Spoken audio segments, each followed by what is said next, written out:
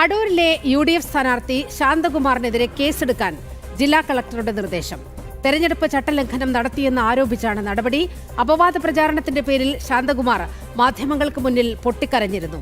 തെരഞ്ഞെടുപ്പിന്റെ തലേന്ന് അനുമതിയില്ലാതെ മാധ്യമങ്ങളോട് സംസാരിച്ചത് ചട്ടം ലംഘിച്ചാണെന്നും കളക്ടർ റിപ്പോർട്ട് ചെയ്തതിന് പിന്നാലെയാണ് നടപടിയുണ്ടായിരിക്കുന്നത്. വിവരങ്ങളുമായി ഗോകുൽ രമേശ് ചേരുകയാണ്.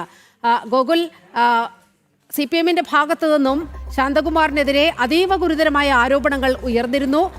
കൊലക്കേസ് പ്രതിയാണ് ശാന്തകുമാർ എന്നതടക്കമുള്ള പ്രചാരണമാണ് ശാന്തകുമാറിനെതിരെ മണ്ഡലത്തിൽ ഉണ്ടായിരുന്നത്. ഈ ഘട്ടത്തിലാണ് ശാന്തകുമാർ മാധ്യമങ്ങളോട് സംസാരിച്ച് വികാരഭരിതനായ ഒരു സാഹചര്യം ഉണ്ടായത്. ഇപ്പോൾ എന്താണ് നിയമ നടപടി? നിലം, അതായത് ഈ സംഭവത്തിനെ തുടർന്ന് ഈ ശാന്തകുമാർ രാവിലെ മാധ്യമങ്ങൾക്ക് മുൻപിൽ വന്ന് വളരെ വികാരാധീനനായിട്ട് പൊട്ടിക്കരഞ്ഞ് പ്രതികരണം നടത്തുകയൊക്കെ ചെയ്തിട്ടുണ്ടായിരുന്നു. ആ ഒരു സംഭവത്തിന്മേലാണ് ഇപ്പോൾ നടപടി ഉണ്ടാകാനായിട്ട് പോകുന്നത്.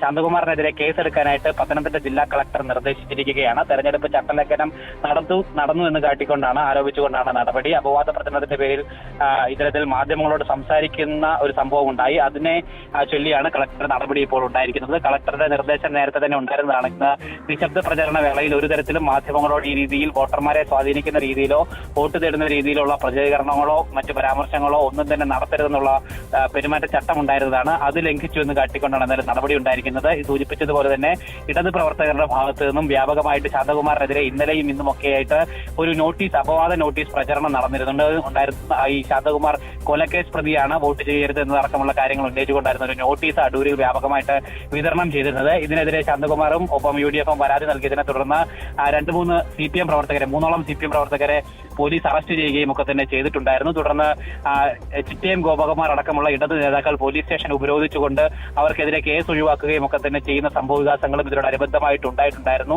എന്തായാലും അതിനുശേഷമാണ് ഈ ശാന്തകുമാർ ഇത്തരത്തിലൊരു പൊട്ടിക്കരഞ്ഞുകൊണ്ടൊരു പ്രതികരണം നടത്തിയത്. തെരഞ്ഞെടുപ്പിന് തലേദിവസം ഈ രീതിയിൽ അപവാദ പ്രചരണം നടത്തുന്നത് തനിക്ക് ഏത് രീതിയിൽ ദോഷകരമാണ് എന്ന് മനസ്സിലാക്കിക്കൊണ്ടാണ് ശാന്തകുമാർ പൊട്ടിക്കരയുകയൊക്കെ ചെയ്തത്. എന്തായാലും അതിനെ തുടർന്നാണ് ജില്ലാ കളക്ടർ നടപടി ഇപ്പോൾ ഉണ്ടായിരിക്കുന്നത്. ഓക്കെ ഗോകുൽ.